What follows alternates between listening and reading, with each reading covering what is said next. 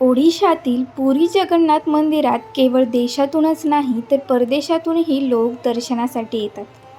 हे प्रसिद्ध मंदिर 4 धामांपैकी एक आहे आणि हिंदू धर्मात त्याचे विशेष स्थान आहे. हे मंदिर 12व्या शतकात गंगा राजवंशातील राजा अनंतवर्मन चोळगंगा यांनी बांधले होते. असे मानले जाते की राजाने स्वप्नात भगवान जगन्नाथाचे दर्शन घेतले होते. या मंदिरावर अनेक हल्ले झाले आहेत, ज्यात मंदिराची मोठ्या प्रमाणात लूट झाली आहे. या हल्ल्यांनंतरही मंदिरातील मूर्ती सुरक्षित राहिल्या. हल्ल्यांमुळे मंदिरावर अनेक निर्बंध लादण्यात आले.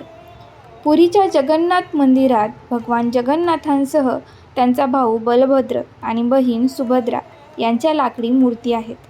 लाकडी मूर्ती असलेल्या या अनोख्या मंदिरात आजही रहस्यमय अशी अनेक वैशिष्ट्ये आहेत. मान्यतेनुसार भगवान श्रीकृष्णांनी या मंदिरात आपले शरीर सोडले आणि त्यांच्या शरीराचा एक भाग वगळता त्यांचे संपूर्ण शरीर पंचमहाभूतांमध्ये विलीन झाले. हा भाग त्यांचे हृदय होते. मंदिरात ठेवलेल्या भगवान श्रीकृष्णाच्या लाकडी मूर्तीत अजूनही हृदय धडधडत आहे असे मानले जाते.